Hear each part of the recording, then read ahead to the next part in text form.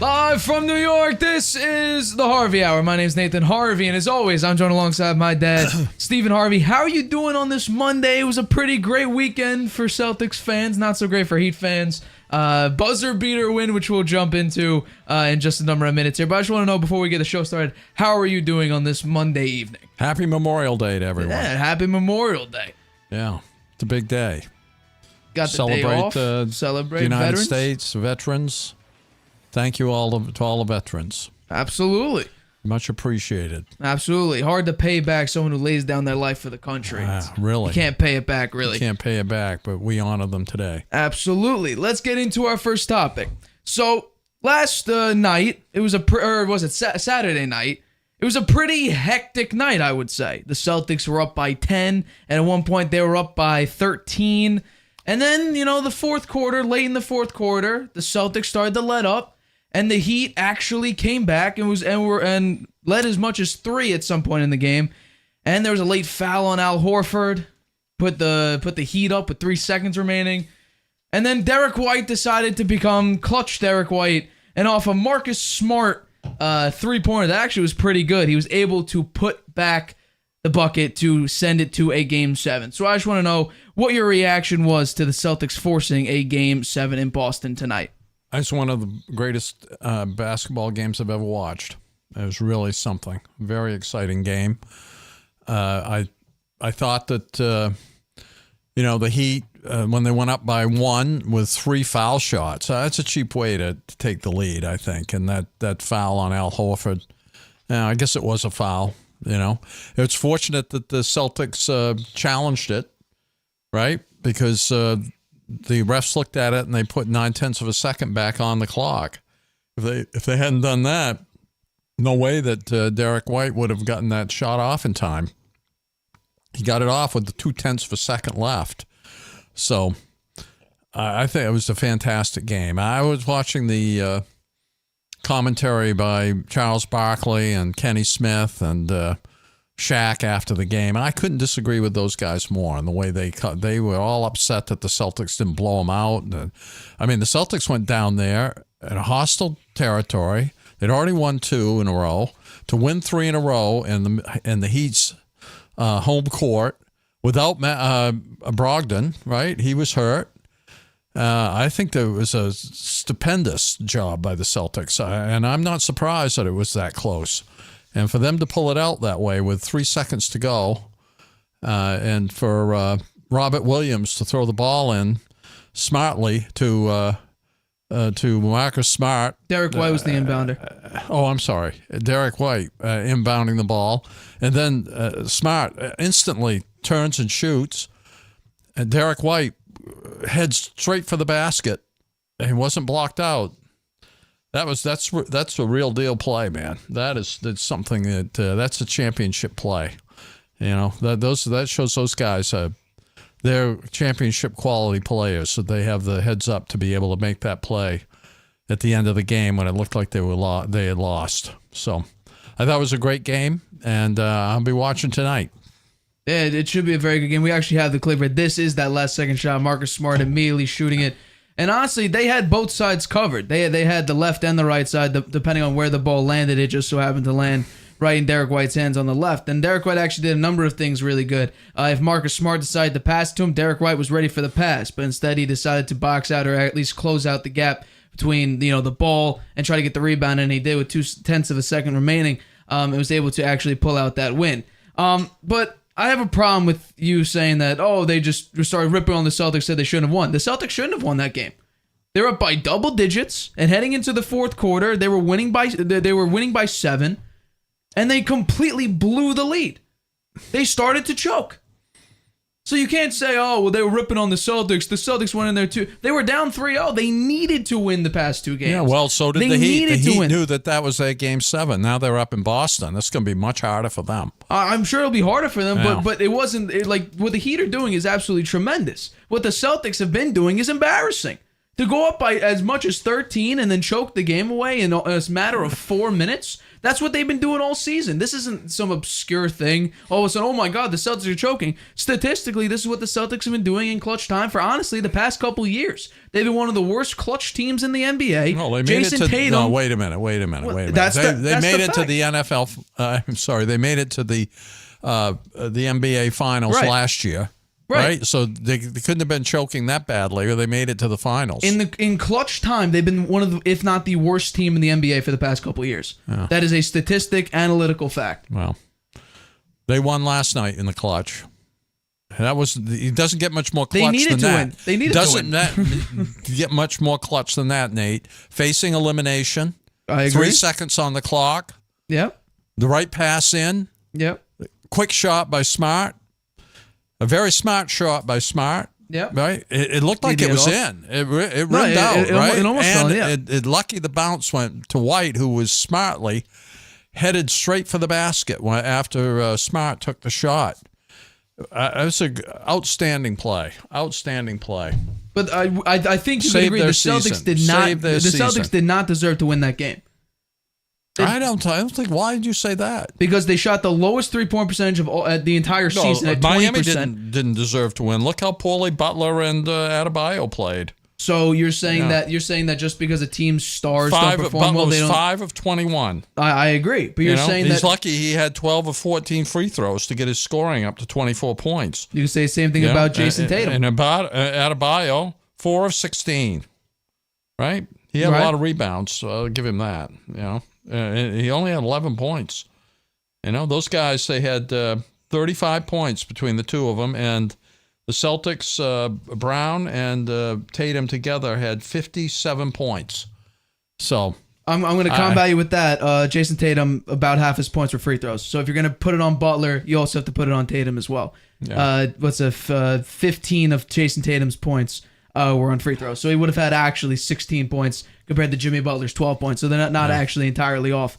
But also, if it was... He had 31 points. If the game was about stars, the Suns would have destroyed the Denver Nuggets. Instead, it was about role players, and that's what this is. If you're saying that the Heat shouldn't have won any game because Butler or Adebayo played poorly, then hell, the Celtics would have gotten swept already. Jason Tatum and Jaylen Brown haven't been that great this series, and honestly haven't been great throughout the series. The role players came up big for the Celtics last night. Derrick White and Robert Williams. Both those guys played great. Right? They played great. Look at the rest. Look at the Heat players. The Celtics had 5 players in double digits. The Heat had 6. Duncan Robinson missed 2 wide open threes at the end. He did. He could have put the game away.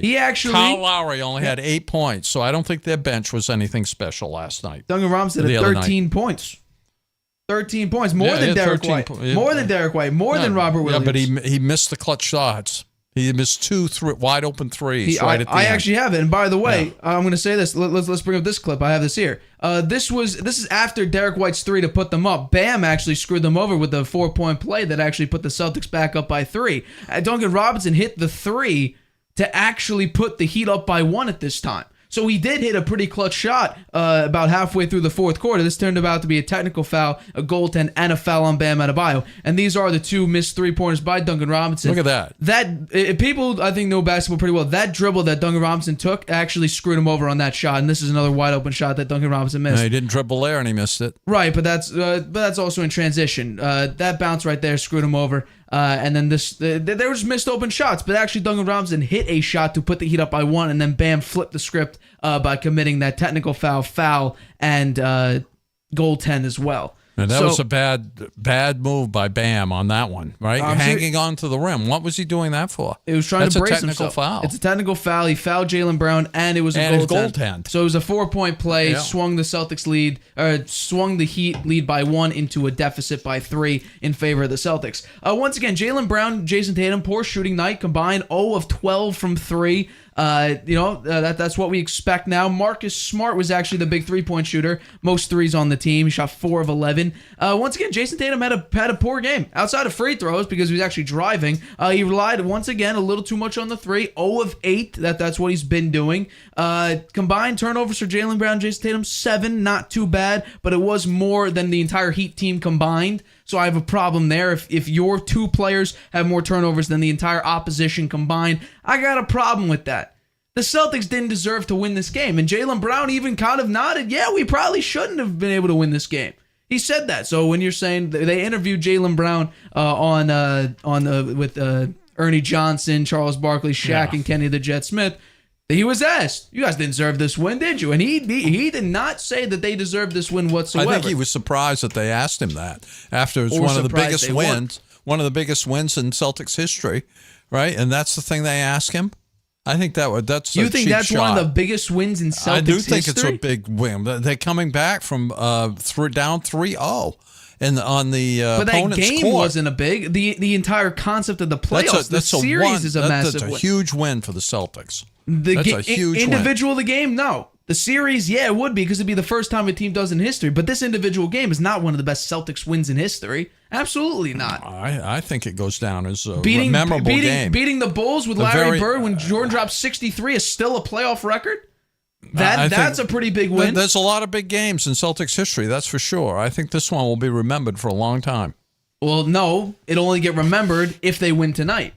This game won't matter anything if the Celtics don't get it done. I think it will be remembered, and I do think the Celtics will get it done. What value does it have? I think the Celtics will get it done tonight. There's no value to this game if the Celtics lose Game 7. Because this is not something new. They're not the first team to get to a Game 7 after being down 0-3. They're the fourth team, actually. So they're not doing really anything special unless they win tonight.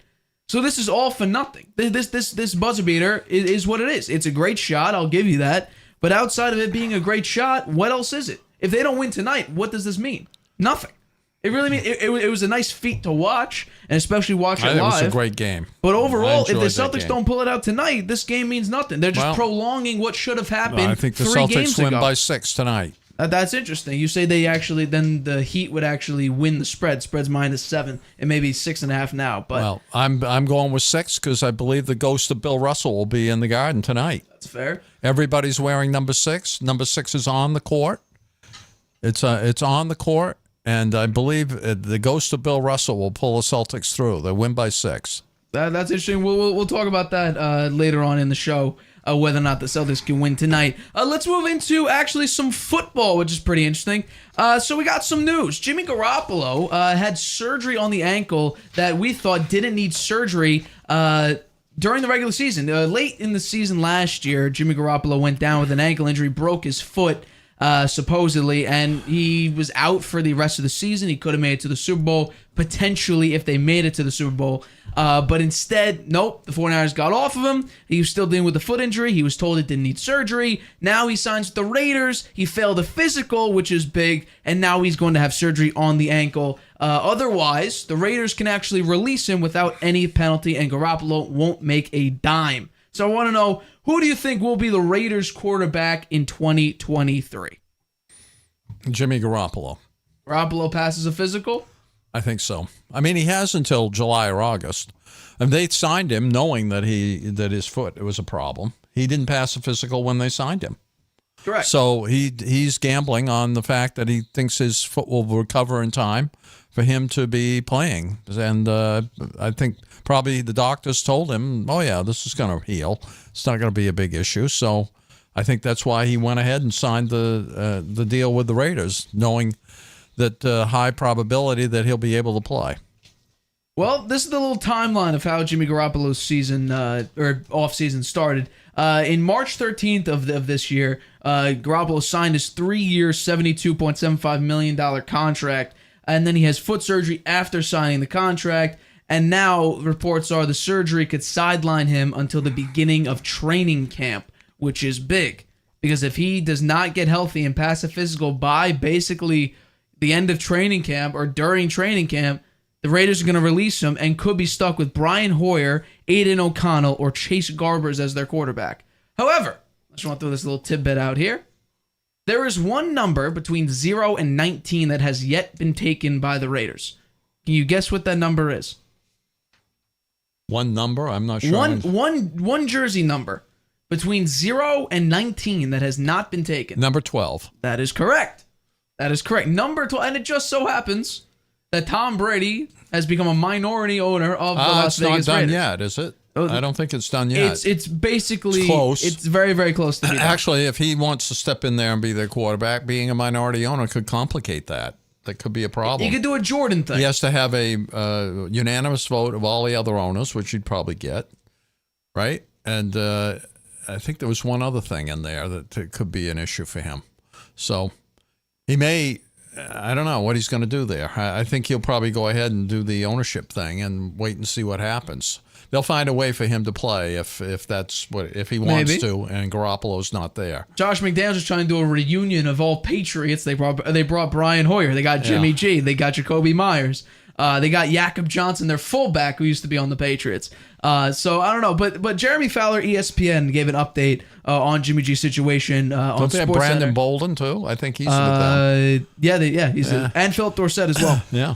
So this is what Jeremy Fowler had to say. Quote, I talked to somebody within the with the organization who said the exception is that he'll be there for training camp. There's nothing firm and fast right now in his schedule of that, but there's a pretty good feeling he should be able to get a full workload this year. Now he's going to have to pass a physical down the road. His money is guaranteed for this year, $22.5 million. That's in place unless something falls apart here with the foot and he can't play. Jimmy G is notorious for injuries. That has been really the one major knock. You could tell about playoff record and all that, but his one major knock is staying healthy. He has not been able to do that. Yeah.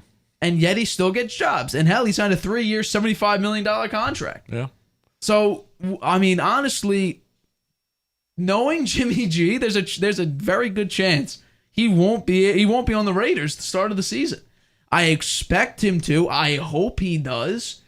But the realistic outlook of this is Jimmy G may not be on the Raiders next year.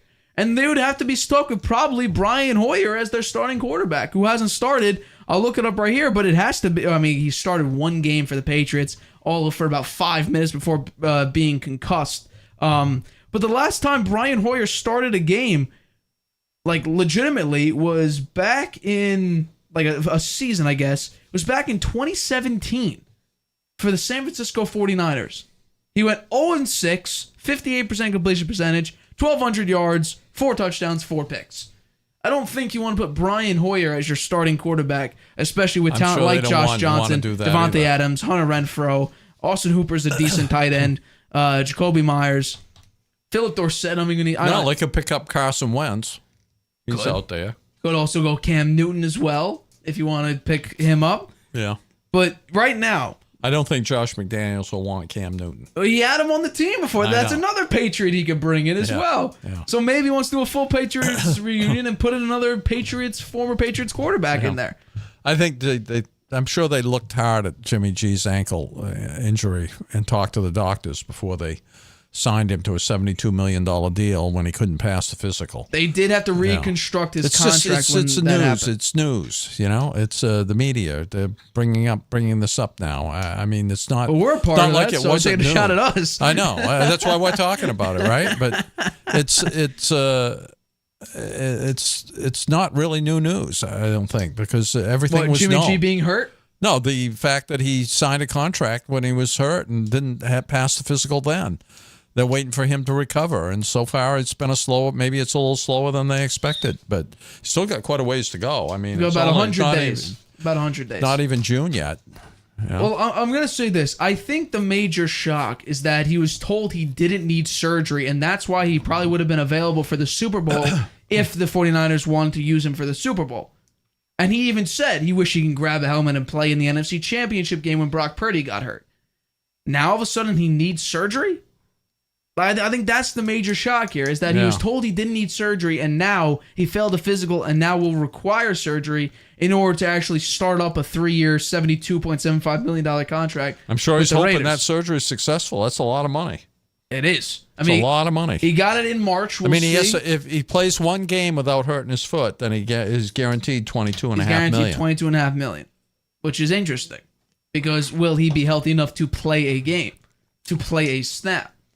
Jimmy G is notorious for not being healthy. And this is just another, example of Jimmy G, sort of being underwhelming and disappointing.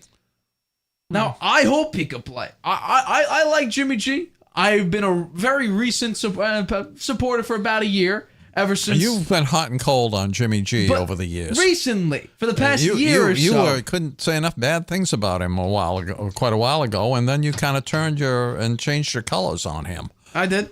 What made you change? I don't understand it. Well, I think I turned. No, he screwed me over in the Super Bowl. I picked the 49ers to win the Chiefs Super Bowl, and that throw to Emmanuel Sanders left a sour taste in my mouth. They were up by 10, they lose by 11. I got a problem with that. They're up by 10 with 9 minutes left in the fourth quarter, and they lose by 11. I got a problem with that. And then I started appreciating what he was. He wasn't some flashy player. Instead, he was an efficient player that worked very well in Kyle Shanahan's offense. A gutsy player, too. Kind of. I think so. Kind of. Look at that win up in Green Bay. Well, I was going to say that. Green Bay, I picked. The conditions I had a were horrible. $50 It was freezing bet on out the 49ers there to beat Green Bay. Enemy territory, At $50 and bucks. he managed to win that game. He played. He started off very poor in that game. He started 0-7. Yeah, well, the other quarterback didn't play very well either. That is true. Yeah. That is true, and that's what I was hoping on. The Aaron Rodgers playoff record remains intact, and it still has, and it still does, which I will say that Jets fans shouldn't be as excited as they probably are with Aaron Rodgers as your quarterback. Yeah, you'll probably make the playoffs. In the playoffs, expect a win? Maybe. And that's maybe pushing it. But if I had to take a guess on who I think the Raiders starter will be, my money would be on Jimmy G to be healthy enough to play.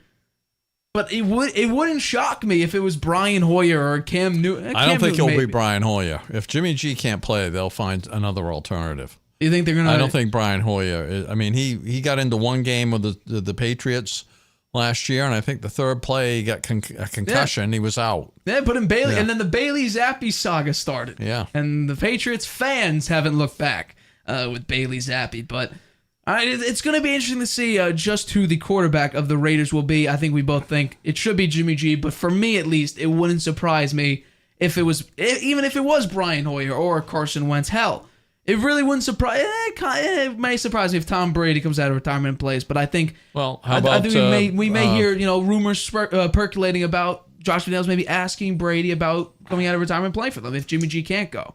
But that's how me. about Matt Ryan? He's out there. He's available. It's weird. He didn't announce his retirement. However, he joined, I think, CBS's analyst but group. He hasn't announced his retirement. He said it isn't a retirement. It's just a side thing. Yeah. I don't understand. Well, he's maybe like to play if he could get a job. After last year, he looked like he was putting all his energy into 3-yard passes. I'm sure he'd like to try to redeem himself. Will he get the chance, though? I mean, that would idea. be a lot better with the Raiders than the Colts in terms of the receiving core and the pieces in the offense, right? Yeah, no, I can agree with that, yeah. No, they have a deeper wide receiver core. I think at least last year they had a better running back. Their offensive line, the Raiders' offensive line's in shambles, and last year the Colts' offensive line was like a Jenga set. Pull the piece out here, put it here. Take another piece out, put it there. It was a complete mess. So they should have been much better than they were. Matt Ryan's supposed to be an upgrade over Carson Wentz. Jim Irsay hated Carson Wentz for that choke job against the Jaguars that kicked him out of playoff contention. He actually didn't do that bad of a job. I think he had 27 touchdowns, 4 picks or something. That's a very good stat line to have for Carson Wentz. Well, he'll be playing somewhere, but as a backup player. No, I wouldn't be too sure about that. I mean, people get hurt. The NFL, right? Hell, Sam Darnold got a backup job. If Carson Wentz doesn't get a backup job, I mean... Think about that. The 49ers rather go with Sam Darnold than go Carson Wentz or Cam maybe Newton. Sam Darnold will be available. I don't know about that. Depending on Purdy. He's pushing for QB1 if Purdy can't go. Yeah, well. Over Trey Lance. You know what? If Purdy is healthy and performs okay in the preseason, and even if Darnold plays well, I bet you that if another team needs a quarterback, there's a good chance they'll trade him. That would not surprise me. Because Trey Lance is there too. They still, I don't think they've given up on him. They haven't given up on Trey Lance. They have not given up on Trey Lance. He's an outstanding talent. He just hasn't had a chance, and he hasn't had enough experience to play. He's a lot like Richardson for the Colts, right? Somebody who's a lot of talent, hasn't played many games. So I don't think they've quit on Trey Lance.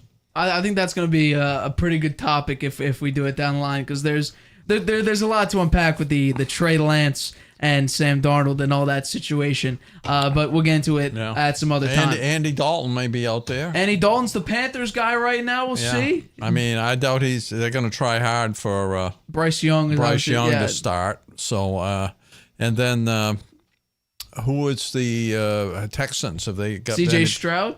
They got Davis Mills, who they drafted a couple years ago. They probably won't ditch him. Absolutely, especially for C.J. Stroud. Yeah. I'm not sure about that. But I do want to take a break here. We got some weird messages from Scottie Pippen. He calls Michael Jordan a horrible basketball player, and who wins Game 7 of the Eastern Conference Finals tonight to move on to meet the Denver Nuggets in the NBA Finals. We make our picks right after this. You have a lot to say. Maybe you've thought, I should start a podcast. Meet Anchor, the easiest way to make a podcast ever. It's a powerful mobile app and web tool that lets you record a podcast anywhere and distribute it everywhere. It's great whether you're a seasoned pro or just starting out. And it's 100% free. You can record your show straight into Anchor on your phone, iPad, or the web, using any mic you want. Record alone or with friends or co-hosts anywhere in the world. You can add background music and transitions, and your listeners can send you voice messages that you can incorporate right into your next episode. If you want to produce your show using another app, you can upload your own audio directly from web or mobile, and still take advantage of Anchor's totally free podcast hosting. Once your podcast is ready to publish, Anchor can automatically distribute it to every major podcast platform. That includes Apple Podcasts, Google Podcasts, and Spotify, so your listeners can hear your show wherever they want. And on the web, you can see detailed analytics about how people are listening. Plus, you'll get a great-looking profile page where anyone can listen to your podcast or subscribe to it.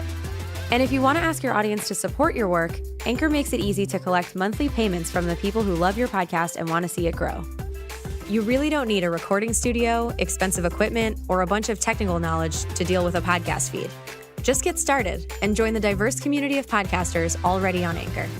We can't wait to hear your podcast. Introducing video podcasts on Spotify. Transform your storytelling into a show everyone can watch or listen to. Easily upload your video through Anchor, Spotify's free podcast creation tool. So whether you're showing off a new recipe, interviewing an exclusive guest, or uncovering the next mystery, you can now reach a whole new audience with Spotify. Podcasting just became more than audio. Create with Anchor, watch on Spotify.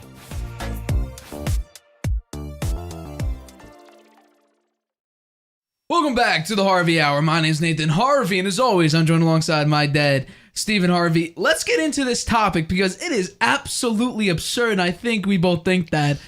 Scottie Pippen has had some pretty strange remarks in regards to Michael Jordan. We have the quote here. Let's bring that up. He said, I seen Michael Jordan play before I came to the Bulls. You guys seen him play. He was a horrible player. He was horrible to play with, and all of a sudden we became a team, and we start winning, and everybody forgot who he was.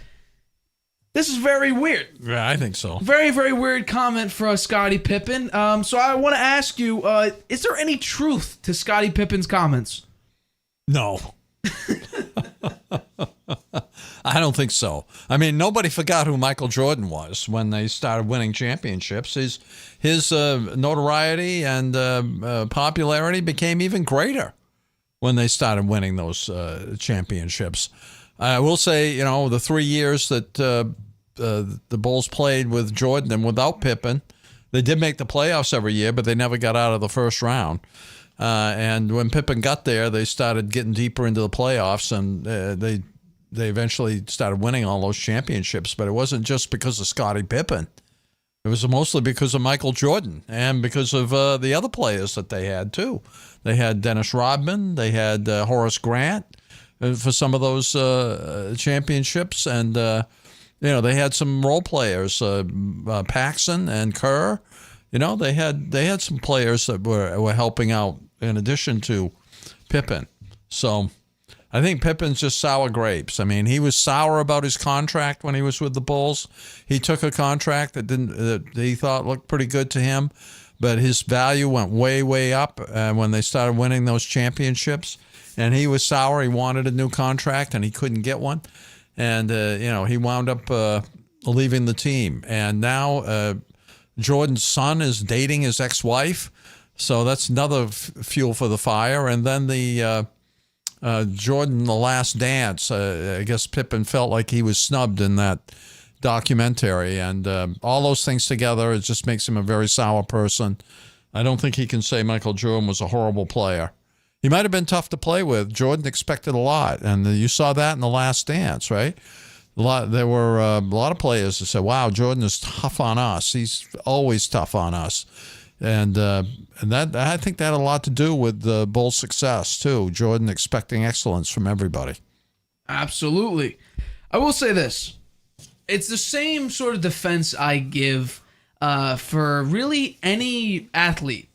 Jordan had 3 coaches in his first 3 years. Hard to develop a culture, a winning culture, with 3 coaches in 3 years. It's the argument I defend with Derrick Carr, and now fully understanding it with Mac Jones having different coordinators per year. It's the same defense I'll give Daniel Jones now, having, a bunch of coaches every single year you're there. Michael Jordan had 3 coaches in his first 3 years. He actually scored his career high in points per game that 3rd year, the last one without Pippen.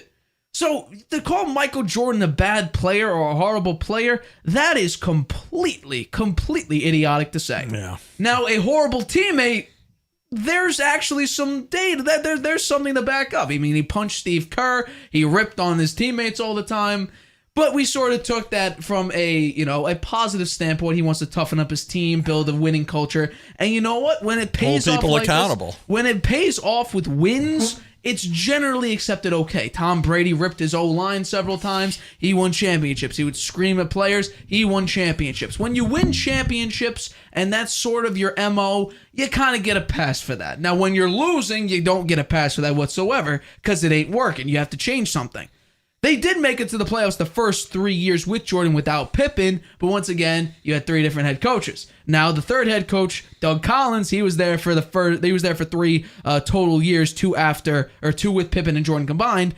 But your team didn't really get all the success that you were hoping for in winning championship. It was Phil Jackson who came in and was able. What Phil Jackson has done as a coach now outside, and recently he's got some. He should have stayed with coaching, and then when he got into the executive part of it, he was a disaster. He destroyed the Knicks for years. He was a disaster. But I'm strictly talking about, recently he hasn't said some great things, but I'm talking about what he did as a coach. He was able to contain so many egos. He was able to contain Shaq, Kobe, Jordan, Pippen, all these egos that are beyond comprehension, really. He was able to contain it and turn it into wins on the basketball court. And he did that. Dwayne Wade. Although Dwayne Wade, I don't really see him as much of a hothead as maybe a Jordan, Kobe, or Shaq. He didn't coach Dwayne Wade, though. Right? That was when Shaq went to, and Pat Riley was the coach. Shaq was what, 06? Yeah, I'm wrong on that one. Yeah. Still, Dwayne Wade ain't really a hothead regardless. I know. So I will say this. Pippen outside of the Bulls, you weren't a great player, I hate to break it to you. On the Bulls, everything was fit perfectly the way it should. And then now, The Last Dance didn't put you in a most favorable light. Jordan had executive rights over what is exactly going to be shown in what order. He didn't do a great job. I'll even admit that. He didn't do a too good job, highlighting your strengths. He more highlighted your weaknesses. And now, I think you could be a little bit better about your ex-wife dating Jordan's son. I think there's definitely some rooted hatred there. Yeah. And also, I'll say this. You've been asked several times over the years, who's the greatest of all time? You flip-flopped constantly. It was Jordan. It's LeBron. It's Jordan. LeBron. Hell, he even said it was him at one point. He said he's going back and forth. He is not the greatest player of all time. That is for sure. His credibility now when he talks about Jordan, and especially now saying that he's a horrible player, that's a problem. I mean, he's trying to portray there's something there. He's trying to portray it that when he got to the team, it became more of a team concept, and that's why they started winning. But when Jordan left and to play baseball, how many championships did the Bulls win? Zero. How far did they get? I think they got to one Eastern Conference Final. One Eastern Conference Final. I think the semis, conference semis. Yeah, so they weren't great when he was gone. Right. Yeah, they didn't play that well. And I'll also say this: Jordan has one fewer all defensive. Like, Scottie Pippen is known as a great defender, great wing defender. Jordan has one fewer all-defensive team than Scottie Pippen. He has 10 scoring titles. 10. He has 6 titles, as you do. 3 steal. He is the 3-time steal champion, led the league in steals. 11-time All-NBA. In those 3 years that Pippen wasn't there, he was Rookie of the Year. He was on the year Pippen was there the first year. He was Defensive Player of the Year. He was an All-Rookie. He was 3-time All-Star MVP. He was a 5-time league MVP. So to call him a bad player, 14-time All-Star, horrible player. He never lost a championship he played in. Never made it to a Game 7 in a championship never as got well. to a Game 7. Always closed it out. Oh. So to call him a horrible player, that's where your credibility goes out the window. That just makes no sense. You just seem like a sour person at that point. Because now you're going completely off the rails, saying that number 2, in my mind, greatest of all time, but a lot of people's number 1 GOAT is now all of a sudden a horrible player. Come on. Yeah. I think he's just a very bitter person. Yeah. Very bitter. He didn't make all the money he thought he should have. Right. And it was his own fault. He shouldn't have signed a small contract that was for a long period of time, particularly when the Bulls were up and coming. And they were starting to win championships. It made his value so much higher. And if he'd had taken a short contract and held out, he would have gotten much bigger payday, huge. And people tried to advise him, don't sign that contract. But he did. And then he was sour grapes when they wouldn't renew it. I mean, when they wouldn't renegotiate it. Yeah, so tough on it. It's too bad for him. Yeah. Yeah, he just won't forget about it. He's been hating on Michael Jordan for, it seems like, decades at this point. Yeah. It seems like, I don't know what it is about this Scottie is getting Pippen. worse. It seems to be getting a lot worse. Oh, yeah, absolutely. Did Michael Jordan come back and say anything? I doubt it. Michael he probably Jordan won't even honor those comments. He'll come out with a new documentary or something like that about Scottie Pippen. So we'll see if Michael Jordan will respond to this, or if Scottie Pippen will just, make strange accusations and strange takes on Michael Jordan, which have no basis to him whatsoever. All right, let's move into our last topic. We're going back to the Heat and the Celtics series tonight in about an hour and a half. We will see wait. Game 7. The 2 greatest words in sports is Game 7. There's no 2 words that hype up a team or hype up a fan base more than Game 7. The Heat are favored by 7, according to... The Heat? Oh, sorry, the Celtics are favored by 7, according to Fox Bet Sportsbook. I'm going to look up right now what the ESPN analytics, which I've bashed on several times, have at least percentage-wise. But the Celtics are about to do something that no other team has done in NBA history. Come back from an 0-3 deficit, win in 7, move on to the NBA Finals. So I want to know, what is the score? Who wins tonight and moves on to the NBA Finals? I'd say the Celtics 104 and the Heat 98. There you go. So Celtics win by 6. The ghost of Bill Russell will be at the Garden tonight. His number was number 6. It's plastered all over everybody's jersey and also on the court in the Boston Garden. He will be there tonight as a ghost, and he will cheer the Celtics on to victory, and they will go to the championship round. There you go. That's my prediction. I hope I'm right. ESPN Analytics has the Celtics favored 83.8% chance to win this game. Now, it's actually up from when we talked on Friday and actually up from yesterday. Yesterday, it was actually lower than it was on Friday, and right now it's higher than it was on Friday and on Sunday. 83.8% chance to win Game 7 and close it out. I think it's going to be a close game, and I think that the Heat, they're wounded, man, and they're angry, and they don't want to make NBA history as the team that gave up 4 wins in a row after being up 3. Right. They don't want that at all. And Jimmy Butler said, we're going to go up there and win. Eric Spoelstra said, we will have a game plan that will bring us a victory. We're not out of this. We're going to win it. Right. So I think they're dangerous. They're very dangerous. It's just going to be very tough win for the Celtics if they pull it out. I'm a Celtics fan, so obviously I'm picking them. But I think that it could be very, very close. Could be a lot like Saturday night's game. We'll see. Well, it better not be, because I guarantee you, if this game is anything like it was on Saturday, the Celtics will lose this game. I'm going to say this before I make my pick. Saturday's game was an anomaly on many fronts.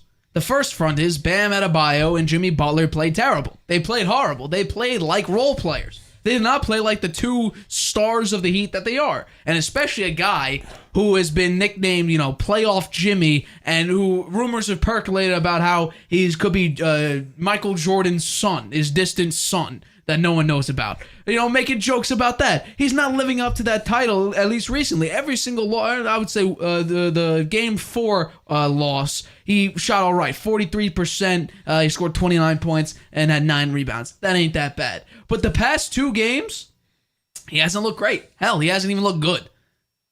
This team goes where Jimmy Butler goes. And guess what? You don't think it has something to do with the Celtics defense? Do you think that has anything to do with it? You tell me how great the defense looked in this past game. I thought that was good. It held them pretty well, I thought. 103. 103. I'll give you the previous 2 other games where they held them to under triple digits. However, I will say this. This team has been, once again, they fell back to earth for the past 2 games. Games 4 and 5. They did not shoot the 3 ball very well like they haven't all year long. This game, they shot damn near 50% from the floor. They shot 14 of 30. They missed the big ones when it really counted. Correct. They missed them. Correct. Caleb Martin shot 50%. Gabe Vincent started off hotter than fire. I told you, if Gabe Vincent plays in Game 6, I give the Celtics a 45% chance to win this game. And the first, about 5 to 10 minutes, I looked pretty good in my prediction. Yeah. Gabe Vincent was hitting shots. He was hitting threes. He shot 50% from 3. He shot 6 of 18 for the rest of the game. Not too great. Not good at all. But he started off hot. And so I expected that to continue. Except, once again, he got into foul trouble, which is his big thing. You can't really send him out there when he's in foul trouble. Game 5 versus the Knicks, he got into foul trouble. So I will say this. The Celtics were very, very lucky. You shot 20%. Generally in those games, if you shoot that low, God bless you. God bless you. If you shoot that low, the Celtics are notorious for not winning those types of games because they live and die on the 3 ball. And somehow, maybe because of Bill Russell, they were able to pull out a Game 6, number 6, Game 6 win. They did shoot terrible from 3-point, but they did a lot of other things. They did a lot of other things well, though. Correct. They were great in the paint. They outscored the Heat by 10. They outscored the Heat by 8 points in fast break points, 12-4. They got more second chance points than the Heat did on fewer attempts. The Heat had 20 shots on second chance opportunities, made 5 of them. The Celtics had only 8 shots and made 5 of them. So the Celtics were capitalizing on their second chance points, capitalizing on fast breaks, capitalizing in the paint, and that's without Malcolm Brogdon, who was 6th man of the year. Yeah, that was a big thing, right? Brogdon not being there. Yeah, and still able to win. I think that was a great game for the Celtics. And now Malcolm Brogdon will look like he's good to go. He's not out. It looks like he will play in this game. Grant Williams did not have a great game, 0 for 4 from the floor. He's terrible. However, his defense is good enough. I'm not saying he's a lockdown defender, but his fire and enthusiasm make up are good to have out there too. Yeah. But he needs to shoot a little bit better. Come on, he's supposed to be a very good 3-point shooter. He couldn't hit one. I don't know about very good, but he did have one moment last year. By the way, this is a year from when the Celtics beat the Heat. To the day, actually. May 29th of 2022. Oh, really? It was the same day? The same exact day. We were watching it in Hawaii. Yeah, watching in Hawaii. It was 2:30 when the game tipped off. Yeah. So it was pretty nice. Yeah. And I'll give tonight, you we'll have to stay up till midnight tonight. I know you don't like that, but I'll be up anyway.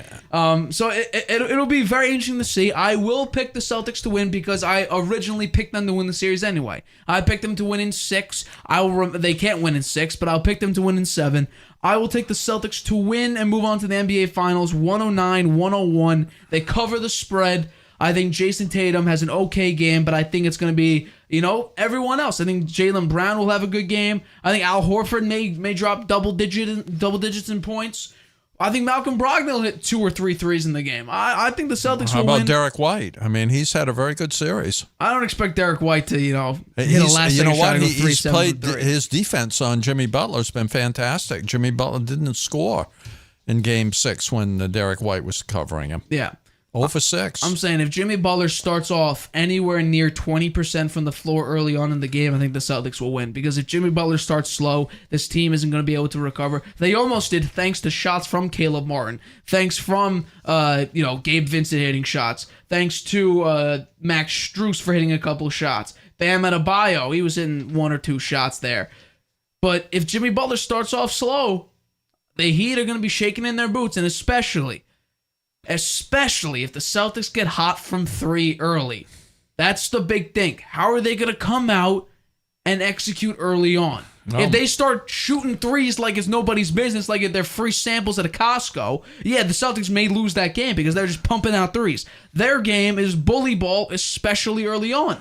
The Heat, and I'll say this again, in the Knicks series, where was the Heat's Achilles heel? When Julius Randle and Mitchell Robinson and Hartenstein in the paint, RJ Barrett driving in the paint, Obi Toppin driving in the paint, the Heat are vulnerable in the paint. Now, if the Celtics decide, we're going to become the Golden State Warriors and shoot threes once again like they're free samples, yeah, the Celtics are going to be in trouble, especially if they ain't hitting them. If they're hitting them, then no problem. I think that they should go down low because they're the bigger team and the more physical team. Absolutely. Yeah, I think that's been their strategy. They've been shooting way above 50% inside the 3-point line, right? Their shooting percentage is very high. There's like 70-something% in the first half. And they should play Robert Williams more. I think that guy he's done very well. He gets a lot of rebounds. He's down there underneath. He gets He gets offensive rebounds every once in a while. And I think that he should get a few extra minutes here tonight. I hope he does. Grant Williams played 22. Robert Williams played 17. You would play Robert Williams more? I would play Robert Williams more than Grant. Well, now you're going to have Malcolm Brogdon, taking some of those minutes as well. Well, they should take those away from Grant Williams, too. Yeah, no, I would agree with that. So we each have the Celtics making history tonight in about an hour or so, or hour and 20, give or take. Ghost of Bill Russell. Hour 14. Yeah, no, maybe Bill Russell will be there. I think the Garden will be loud and proud. Celtics pride will be out there if they start hitting shots. However, if the Heat play that fast break, easy 2 cross-court pass by Kevin Love, you may have some trouble. Kevin Love even play? No, he did not. I think he's dealing with an injury. Is he? Even though he wasn't listed as an injury, but he had like that back issue. Or no, it was a calf issue. Once again, they have wiggle room with these injuries. And the big news story is if the Heat make it, if they win this game, Tyler Hero may be able to play in the finals. Oh, really? That's a big thing because remember early in the playoffs it was 4 to 6 weeks. Well, we're about up to 4 to 6 weeks. So I think that's going to be big if they can get him back for the finals if they do move on. The Heat have had an amazing run. Nobody expected them to be in the finals in a Game 7 in the Eastern Conference Finals in Game 7. Right. Particularly when they lost their first playing game to Atlanta badly. Yeah. It's been a pretty amazing run for them, and they've been down a number of players, right? They didn't have Hero. They didn't have Oladipo. And they've had other players with injuries nagging injuries that didn't keep them from playing, but had them on the sidelines occasionally there. Gabe Vincent missed a game. So I give him a lot of credit, but I'm a Celtics fan, been a Celtics fan all my life, so I'm counting on them to pull it out tonight. It'll be fantastic if they do. And it's been a great season. It's been fun to watch, and let's hope it continues. Yeah, no, I mean, the Celtics, think about it, favored by 83.8% chance to win. ESPN Analytics. I hope they're right. 16.2% They've been chance right for the pretty Heat. much, haven't they? The Knicks series, they were wrong, but I think it's because no one expected the Heat to do this. How about Vegas? What are they saying? I mean, they got Celtics favored by 7, money line in favor of the Celtics as well. And have they been pretty accurate? Well, the Celtics are 56-45-0 against the spread. So okay, yeah. It's basically in line with the way they've been playing. I would say, obviously. So I don't know. Over under is 204. What was your score again? Mine's the over. I got 210. Mine is 104.98. Celtics. 104.98. Yeah. Yeah, I'll mark that down. 104.98. So you have. I'd rather have a blowout because of my nerves are going to be on edge there watching that game. It's going to be hard to watch for me. So I'm nervous. I'm very nervous. I mean, I think you have the right to be nervous. I mean, Yeah. the Celtics are up and I down. know. Which Jason Tatum are we going to get tonight? That's the big question. Jaylen Brown too has been a little up and down too. Yeah. Marcus Smart had 2 really good games the last 2 games, so hopefully he can keep that going. Yeah. Right? And Derrick White, really, very, very solid game. Very good on both ends of the court, playing very good defense and heads-up play. That play at the end, man, that's a heads-up play. Yeah. That's something that you don't see very often. You don't see that very often, somebody make that kind of play in that kind of situation where you're going to be eliminated otherwise. I will say this though. I want to replay the clip before we head out. Look at Derrick White. He's ready for the pass as well, and then he goes to the hoop. Play it again. No, it'll go through the clips. But Derrick White was ready for the pass if Marcus Smart decided to just pass it right back to him. So this was a smart play. I mean, look at that, 0.1, 0.2 seconds before you shoot. Like, that is absurd. Look, Jason Tatum got one side, Derrick White on the other. Was that a three-pointer from Smart, or was he inside the line? I believe it was a three-pointer. Yeah. So it was. I'll replay it here. Look at that. He's ready for the pass if it was going to be a pass anyway. Jason Tatum got the other side as well. So that's just smart basketball. That's smart filling in the lane. Yeah. So the Celtics actually played really well. Can you play it slow all the way through? I don't have that type of that type. I would play need it just once more. I love to see that. Yeah, he was looking for the pass, and Strus was nowhere to be seen there. He should have been down low. Well, no, Strus was guarding Jason Tatum for the double team, so Derrick White had an open lane to the hoop. Yeah. And then Strus actually almost blocked it. He could have passed it to him. He could have laid it in then too. He might have finished with 0.4 of a second. It might have been 0.4 of a second. It would have been close, but Derrick White was open for a potential layup if Marcus Smart decided to do that. Yeah. Because Strus, I'll play one more time. Strus was running. He was so far back. Yeah. Because he had to guard Jason Tatum. Gabe Vincent, where was he? He just stood there. Right? Look at him. I think when the play started, where is Gabe Vincent? Oh, he was guarding Marcus Smart on that play. So I got to give it to the Celtics. That was heads up basketball. Hey, give credit to Mazzulla. He drew up a phenomenal play. Yeah. Derrick White with and Jason Tatum filled the lanes incorrectly. Jason Tatum got the right. Derrick White got the left. They executed that to perfection, and to get a quick shot, not to hold the ball and just shoot a layup, but to quick shoot it. They got a good bounce off the miss by Smart. They did. Right into Derrick White's They didn't double hands. bounce. It was one bounce straight out, and it was a hell of a play. The Heat are hoping to win this game, but I'm going to ask you this before we go out. Would you rather get blown out by 20 or something, or lose on a last-second shot? Which is more crippling and depressing to you, I would say? As a let's do it as a player, as a player, and we'll do it as a coach. I guess maybe I'd rather mindset. lose on a last-second shot. As a player and a coach, or just as a player, because I think there could be different mindsets. Nobody wants to be blown out. Hey, right? Who wants to be blown out? I mean, that would be. Well, obviously, no one's. But no one. No, that means no one wants to lose. You didn't have the heart at the end. You weren't getting ready to play. The coaching was an issue. The players were out too late the night before. I don't know. There's a lot of different things you can say about getting blown out. That's not what you want. I think you're better off going right to the wire. Yeah, right. I think you walk away with your head held high, that you did your best you could, and you took it right down to the wire. When you do that, sometimes there's a little luck involved, right, with who wins. So that's why I don't want it to be too close. 6 points, at least 6. I'm going 8 on mine. Yeah, well, I got the over. Right. You got the under. I hope you're right. I hope it's 8, and that would be much better. I hope the Celtics get up. 5 or 6 points there close to the end, and then they keep fouling them, and they just keep making those foul shots to keep the Heat at bay. So I would say this though. I'm worried. I Celtics must say I'm worried. need a double-digit lead with about 6 minutes remaining in the fourth quarter. They need a double-digit lead. Because Duncan Robinson, he missed 2 open shots. It is what it is. That happens. Sometimes the open shot is harder than a contested shot. I'm sorry, that's the case because you're expected to make the shot, so you actually got more pressure. All eyes are on you. If you got someone in your face, it's a contested shot. You're not expected to make those. And I can understand Duncan Robinson's a young player as well, undrafted, whatever. I will say this about the question, though. I agree with you. I'd much rather lose on the last second shot because you could say we game planned it pretty well. We game planned it up into the last second, and they just got the better of us in that last second, give or take. There's a little luck there when it's really close at the end. Right. The luck comes into play, and if that's the case, then the Celtics have the leprechaun. And They've got the leprechaun and Bill Russell, and everybody's wearing number 6, even the Heat. Well, so it's a universally retired jersey in the NBA now. This is a game where the gods could play a role. Maybe. The basketball gods could be involved here tonight. We'll see. We will see. But I will say this. Double-digit lead about halfway through the fourth. If you don't have that, the Heat can make shots. We saw it in this game. 4 minutes remaining, the Celtics started to choke away a lead, and at one point did. It had to be Derrick White and his heroism to come and win this game for him.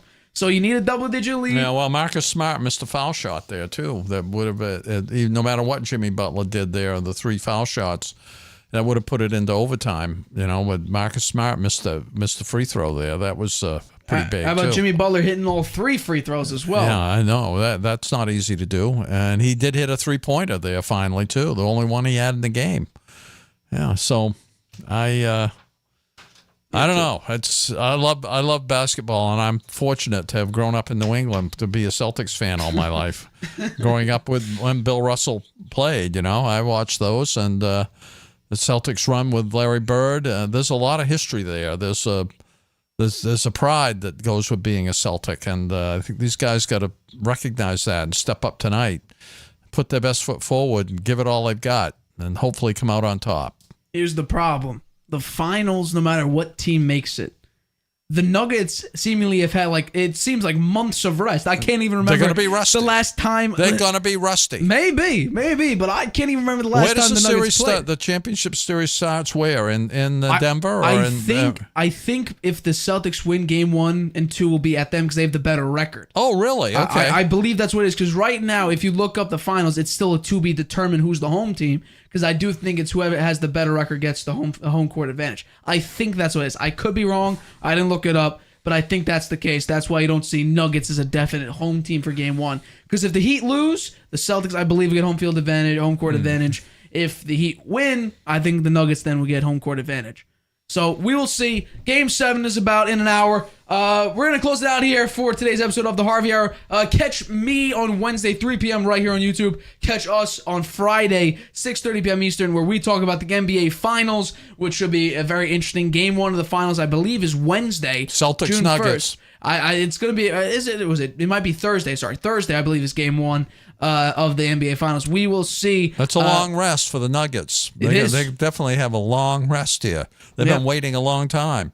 They swept the Lakers, and now they've been sitting for a long time. And still, even after this game tonight, there's quite a break between the conference finals and the championship finals. So I will say this, though. I think that would play the team that's against the Nuggets. They should try to take the first game or two because the Nuggets are very good. Absolutely, they're very good. So. I will say I'm this about hoping the it's Eastern the teams, Celtics. though. I think the Celtics have a better chance against them than the Heat. Yes, absolutely. For sure, because Nuggets play at home. If it's the Heat, I guess you said it's the Celtics at home if they're the ones that get there. Right. And, I definitely think the Nuggets will be a little rusty. I will say this.